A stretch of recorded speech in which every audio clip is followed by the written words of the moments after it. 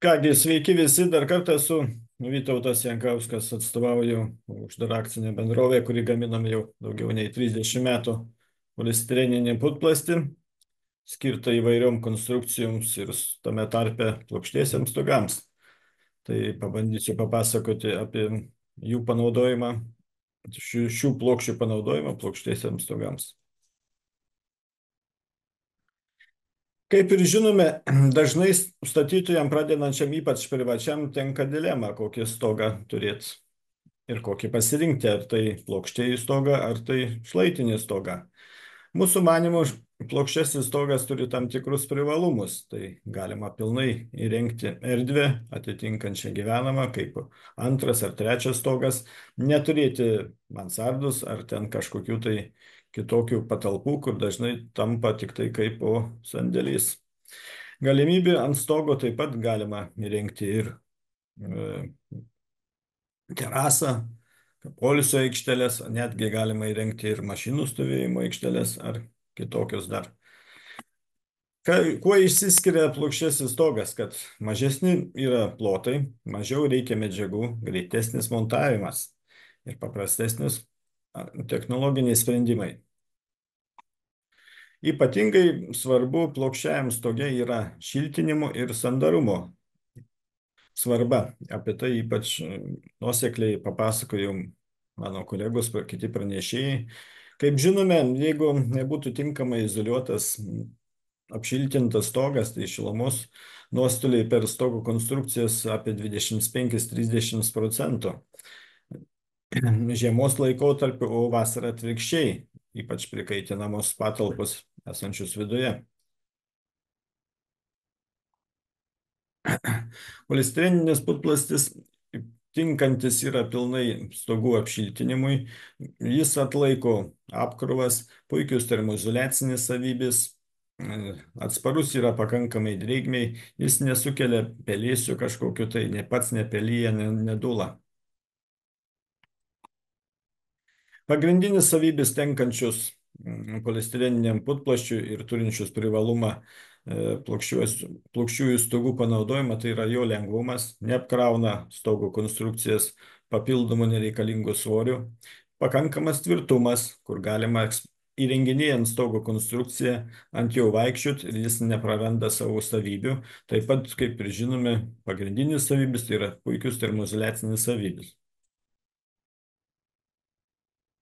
Pagrindiniai tipai, kurie naudojami plokščiųjų stogų šiltinime, tai yra, aišku, baltasis polistireninis putplastis, viena grupė didelė, ir kita grupė tai yra pilkasis polistireninis putplastis. Patys tipai tai standartiškai dažniausiai naudojama yra APS 80 arba APS 100, tai 80 arba 100 tai skaitosi atsparumas gniuždymui, baltasis polistireninis putplastis arba Neo APS 80 ir Neo APS 100.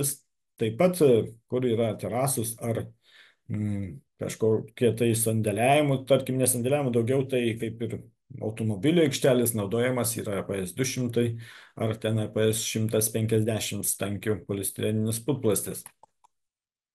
Viena iš tokių stogų, plokščių stogų palyginimų lentelė, tai susiję su energijos ekonominiu ir aplinkosauginiu tvarkymu įrodo, kad pats efektyviausias šituo atžvilgiu rezultatus gauna pilkasis polistireninis putplastis, lyginant su baltuoju polistireniniu putplasčiu arba lyginant su kitomis termoizoliacinėmis medžiagomis. Taip pat polistireninis putplastis nepalaiko degumo, jis pats savaime nedegantis ir yra dažnai naudojamas plokščiųjų stogų konstrukcijose ir atitinka viso šito sumuštinių BRUF T1 reikalavimus. Kauno šilas dažnai naudojamas su įvairiomis dangomis Lietuvoje, kurios yra tik naudojamas ir turima BRUF T1 reikalavimą. Polistireninis putplastis perdirbamas 100%, perdirbamas jis taip pat gali panaudojamas toje pačioje gamyboje, pagaminti kitą polistireninį putplastį arba kitokias medžiagas.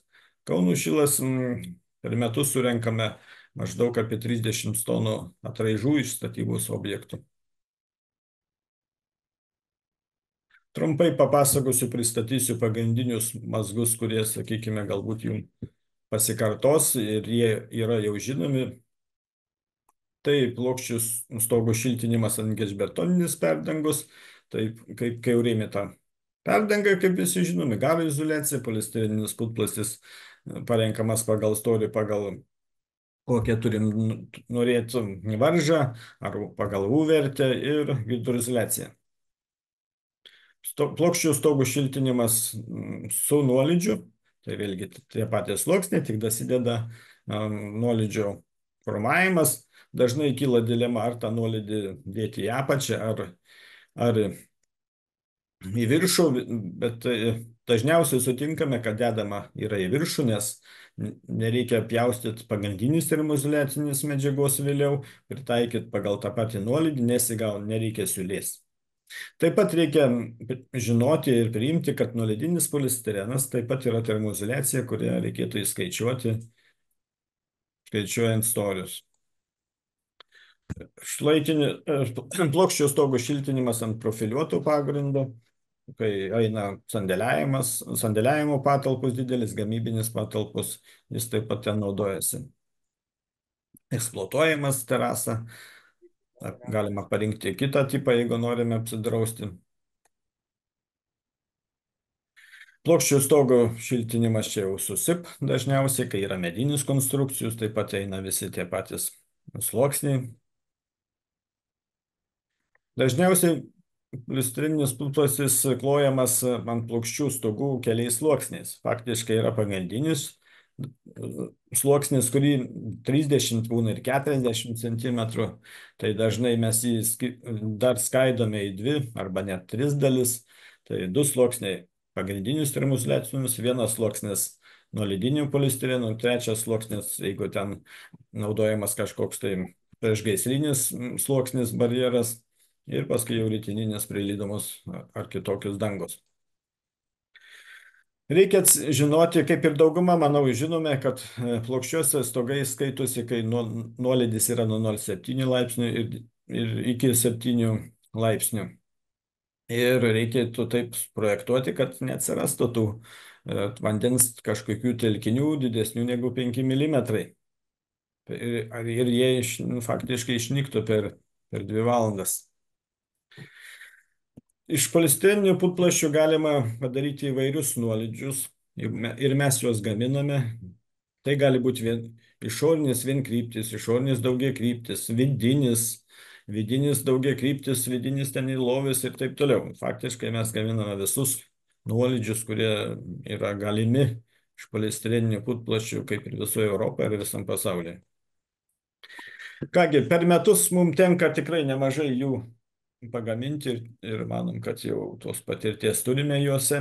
Faktiškai per praeitus metus kažkur suprojektavom tokių pagal jūsų projektus, pagal architektų pateiktus projektus apie 1200 vienetų stogų per metus. Taip, jie būna įvairiai pateikti, būna taip, kad tiesiog ranka pateikti ir netgi matmenų neuždeda, bet, ką, tenka įsiaiškinti ir būna tikrai didelių ir sudėtingų, kur tenka ir padirbėti ilgiau, užtrunka ir įvairių tam pačiam stoge ir vienokių būdų reikia būdų suformuoti ir kitokių, ir tai, kad atitiktų reikalavimus, suderinti ir su architektais, tenka bendrauti ir su jumis, skambintis, klausti, derintis, taip pat tenka su užsakovais, su vykdytojais visą tai išsiaiškinti.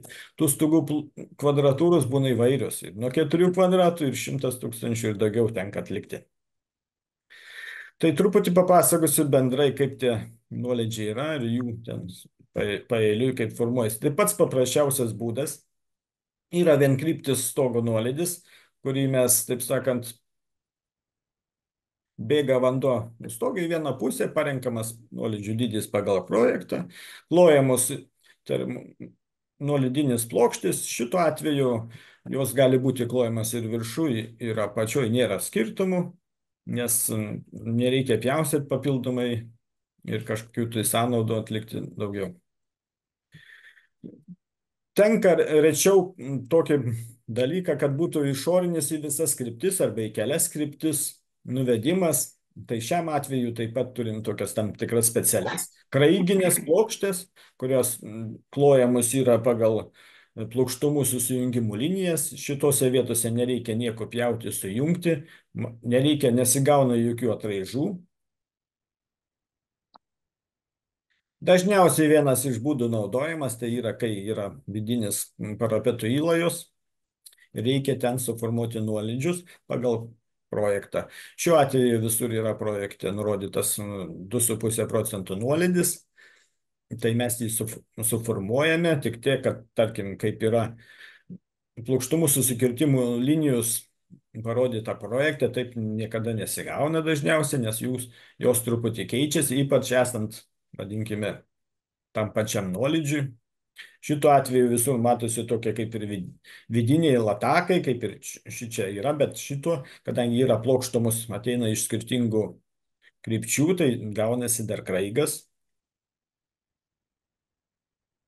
Tas pats, kaip ir prieš tai buvusiam, tik truputį iš arčiau schemą parodome, naudojamas yra pagrinde toks nuolydžių metras ant metro lapai, kur yra jisai dvi kryptis nuolydis jau iškart gamykliniu būdu suformuotas iš vienos pusės ir iš kitos pusės. Nėra jokios siūlės, tiesiog mes jį klojame prie įlajus ar nuo kurio tai taško pradame, nuo aukštesnių galime pradėti laukti ir einame link įlajus. Čia nereikia jokių pjaustyt, nereikia naudoti jokių montavimo putų ir visiškai nesigauna šitoje vietoje atraižų. Faktiškai, jeigu jų nenaudotume, tai kiekvieno lapo turėtume nupjauti po pusę lapo ir jį išmesti. Šito atveju nereikia.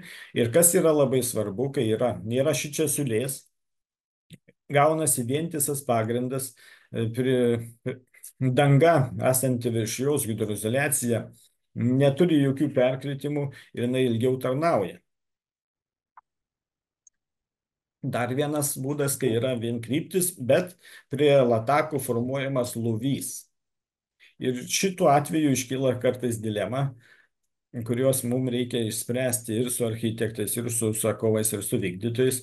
Neįvertinamas lovių pakilimo aukštis. Pagrindė termoizoliacija, tarkim, kaip pavyzdys priimame, kad termoizoliacinis sluoksnis yra 300 mm ir mes jį klojame ir įsikloja visų pagrindų, taip pat ir po loviu. O lovyje numatome taip pat nuolydį.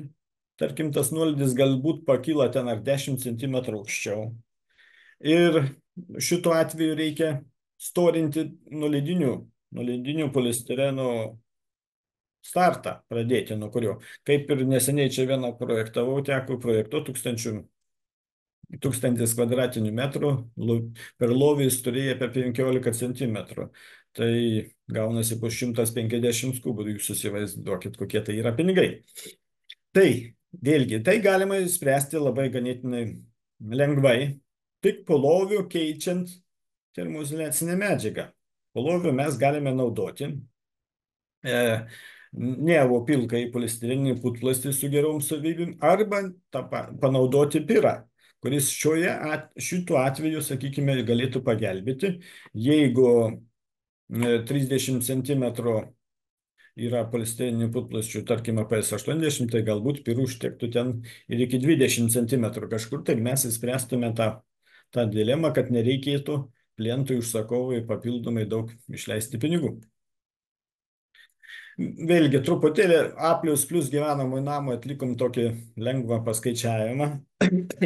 Palyginom stogo medžiagas, norint tą patį gauti rezultatą. Kaip ir matosi, su šiloporos plokštėmis APS80 reikia 39 cm, tarkim su nevu, su pilkojo šiloporos plokštėmis APS100 reikia 32 cm, su piru reikia 24 cm.